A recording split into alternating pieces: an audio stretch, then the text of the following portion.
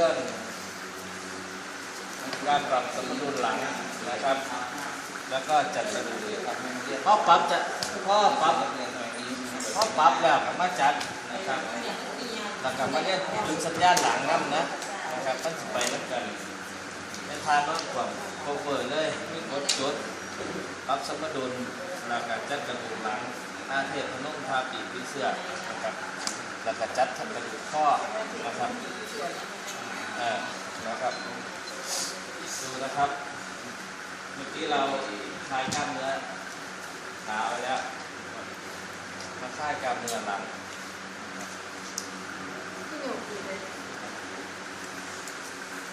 มึงนะปุบปับว่าเช็คบาร์ตื่นมากเลยมันเป็นวันวันเกิดเลยเนี่ยเพื่อนหมดมาจังไม่หมดเรื่องนี้เลยหมดเบิ้งดีๆดูให้เข้าใจดูดี นี่คือการเช็คว่ากล้ามเนื้อเขาตึงขนาดไหนคือการให้ข้อฝึกนะครับข้อฝึก24เลยค่ะหมดที่นี่จะไปได้โอ้ยโดนไม่มันกระสิบโคตรไทยพอดียกโซ่ก็เป็นสีม่วงใช่ไหมเสื้อเก่งกับม่วงเสื้อกับม่วงเก่งตายอันนี้เก่งๆม่วงเห็นไหมกลัวไม่มีใครเห็นหรอกตู้ไฟลูกเบิ้งมาตู้ไฟทายไว้เหรอตู้เอ้ยนะเบิ้งดูนะเบิ้งดูว่าข้างไหนสูงไม่ได้อยู่วัดข้างขวาสูงหลังละข้างซ้ายสูงข้างซ้ายนี่นะครับสูง ข้างซ้ายสูงกว่าครับปวดเมื่อกี้นี่อาจารย์คลายกล้ามเนื้อเฉยๆแต่ทีนี้จะมาปรับช่วยน้ำมันก็หัดเลย อะไรเห็นนวดทุกวันตัวใหญ่เกินไปอย่างนั้นแหละให้พี่ตู่เหยียบเลยติ๊กสิไทยเหยียบนี่ไงพี่ตู่น้ำหนักดีมันต้องเอาคนที่น้ำหนักพอกัน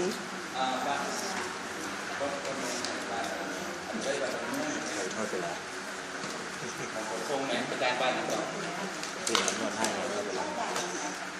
เหยียบเลยก่อนพึ่งแมนพึ่งเลื่อนตัวทรงระยะมองนี้เต้นวันกินวันนี้กลับขึ้นมายังติดขอบัตร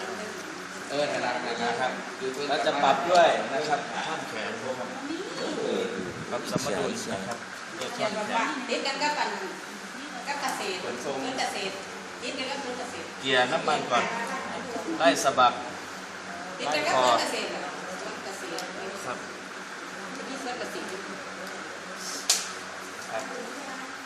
ฝั่งไหนสูงเราก็ต้องไปฝั่งนั้น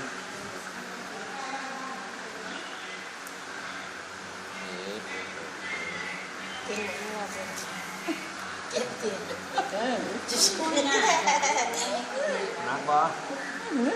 นักบอนักบอเราก็ดีบอ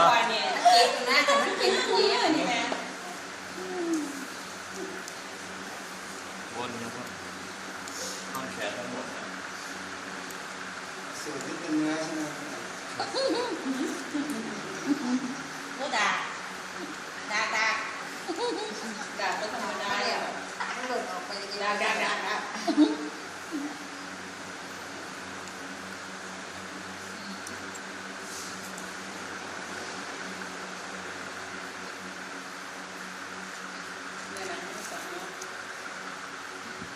รักแท้รักแท้หายจากโรคนี้แน่นอนหายจากโรคนี้ด้วยนะเรียกว่าหายจากโรคนี้แน่นอนพอเราปรับมันนุ่มแล้วนะครับปรับสมดุลโครงสร้างมันนุ่มแล้วเราก็มาซับก่อนจับกระหูขี่ไข่ได้หลายรุ่นเลยที่ผมสอน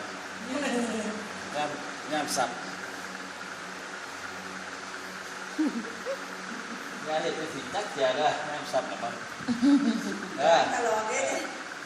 บอแมนมันคือคนบ่ได้มีกู้มีบามันคือคนบ่ได้เรียนหนังสือนะมันคือคนผูคือ บอกว่าซ้ำมันซ้ำเลยจ้ะ คือเขาเสร็จเนี่ยแล้วเขานวดไปในตัวเขานะครับนวดเขาเป็นจิตนี่คือปรับสมดุลนะครับทีนี้ผมจะใส่จุดสัญญาณให้ดู แดงเอามันจะเดี๋ยวไปเขียนมัน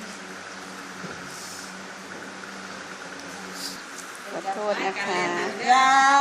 ยืนยันว่าไม่เห็นแอลเลย ไม่มีแล้วมันไปอ่ะ นี่กระดูกนะครับกระดูกซี่โครงครับ ต้นกระดูกเลยนะครับต้องรอดหลุมบ่อยอาจารย์ อันนี้สัญญาณ1นะครับ มันรอ 2 3 พูดไม่จ่ายพูดไม่จ่ายปากก็มาท 1 2 3ฝั่งอันนี้ก็1 2 3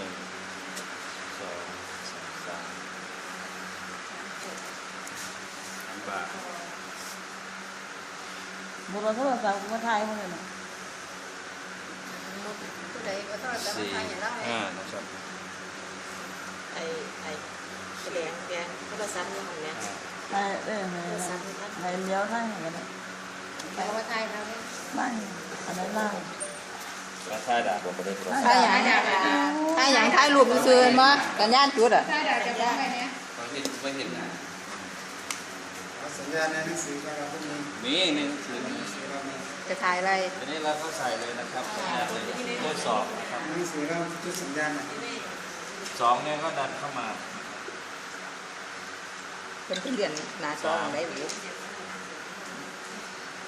ส่วน1 2 3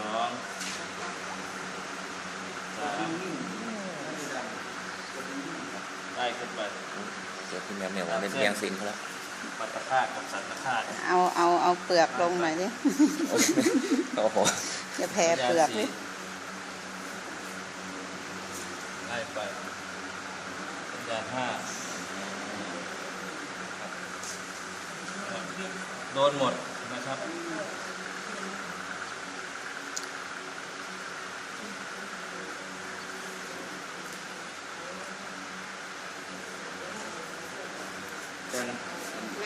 มันเป็นเลยล้มได้ป่ะ ได้ครับดีมากเลย พื้นหลังมันแมง เป็นโทรครับนางเมื่อไหร่เมื่อไหร่ พวกนี้เขายกของหนักครับแสดงว่าแฟนเขาของใหญ่ พูดดี ลูกเต้นกับเป็นเนี่ยจานเต้นกันครับ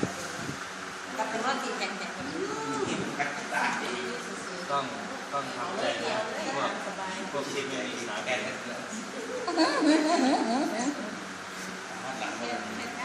พวกพัดภาคจากสามีต้องเข้าใจนะครับว่าของใหญ่คืออะไร ใส่ อาจารย์คะเราเปลี่ยนฝั่งตรงข้ามกันได้ใช่ไหมคะ เวลาเรานั่ง ได้ครับ อันนั้นก็อย่างเงี้ย อยู่ที่เรานะครับว่าเราจะให้ด้านไหนอ่อนกว่า แต่ต้องให้มันอ่อนทั้ง2 ด้านนะครับเวลาเข้าไปจัดกระดูกมันจะง่ายขึ้นด้าน2ด้าน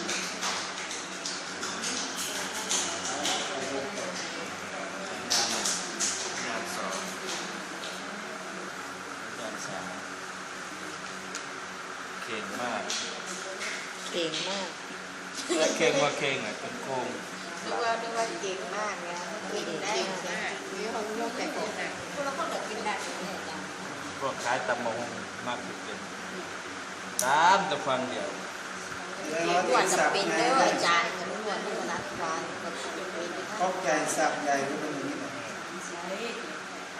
ใช่ได้ตัวยืดอย่างนี้คือที่เขาเป็นจริงว่าอะไรเป็นลูก ถ่ายบนหันก็ได้ ส ไทยมันมันมีคนสองมันเป็นสีไทยไม่ได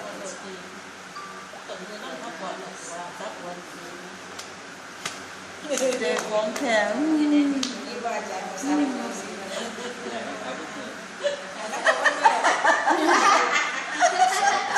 สายยี่สิบเป็นปีวันนี้ก็มันได้หายวันจะวันจะเพียง ตาปู ตาโคนนี่มันขายธรรมดาเพราะสิ้นดิใส่ปูเอาเต็มที่ไหนมันลึกซึ้งมันเรียกอะไรมันลึกซึ้งในกระชังหาแล้วต่อเราอาจจะปีกายนี่เนาะอันผู้สตาร์ก็มีเสียใช้บ่ได้เลย เดี๋ยวความขึ้นมา แล้วก็สียังไงรูปสี เมื่อกี้เรา ใช้บ่ได้รูปการเนี่ย เมื่อกี้เรานั่นแล้วนะทีนี้เราจะมาจัดกระดูกที่นี่เมื่อกี้เราปรับถ้าจัดกระดูกนะครับถ้าปิดผีเสื้อก็ให้เขาวางมือข้างขนานลำตัวนะครับหน้าให้เขาเอียงไปทางใดทางหนึ่งแต่จะเอียงมาทางเราอยู่ เพราะบางครั้งอาจจะได้กลิ่นอะไรสักอย่างที่ไม่พึงประสงค์ แต่วันนี้ขึ้นห้างมัน กลิ่นสวี ก็สอบนี่ดิ ดูนะครับกระดูกสันหลังมันจะอยู่นะครับอยู่ตรงกลางถ้าปิดผีเสื้อนะครับมือหนึ่งนะครับลองมือหนึ่งตรงอย่างเงี้ยลองทำมือหนึ่งตรงเนี่ยเอาวางลงพื้นซิแค่นั้นแหละเห็นไหมเวลาเราจะจับปึ๊บเราก็กดลงก่อนนะครับกดลงหมุนแค่หมุนมันก็ลั่นนะแล้วก็กด มากมายเลยคือเทศเนี่ยให้เราไปเล่าเก็บการแสดงคืออาจารย์เขาทำในนี้ย้ำ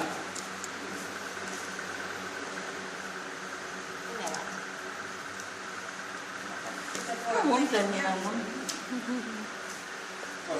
คืออะไรเนี่ย กดหมุนดัน หมุนดันหมุนดัน ถ่ายไม่ได้คุณจำ ก่อนที่เราจะจัดกระดูกท่าเทพพนม เราจัดกระดูกคอไปในตัวเลยนะเราขึ้นมาข้างบนกันนะครับ ถ่ายแม่ ไป นี่แหละก็ได้เป็นหินท่าน ขางตั้งทีนี้ขางตั้งจัดเทพพนมไปเลย ซื้อดังก่อนเลย ครับ ดังทุกคนรายการรองวัน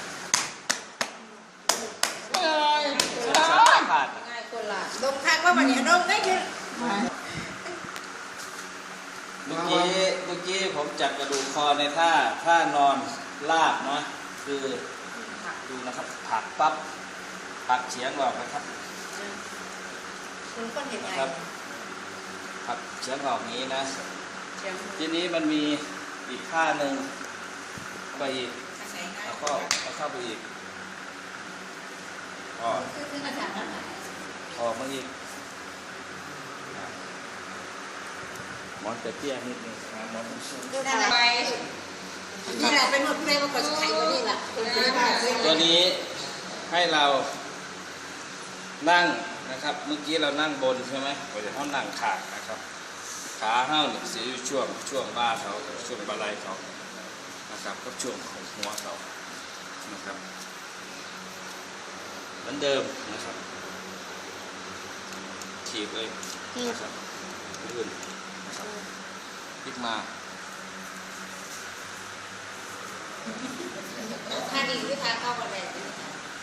อยู่ที่เดิมนะครับอยู่ที่เดิมนะครับฉีกคอมันหักแล้วนะครับ มันหางกระชาแรง นี่คือจบ น้ำหนักเสมอกันเราจะไม่หนักไปที่คอหนักกว่า ทวนนะครับน้ำหนักไปพร้อมกันเลยนะปัก